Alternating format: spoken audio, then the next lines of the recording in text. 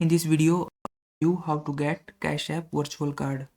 So first you need to do is open up your Cash App and then log in your account. Once you do that, all you have to do is just click on this second icon at the bottom. This will resemble a card, so simply click on that.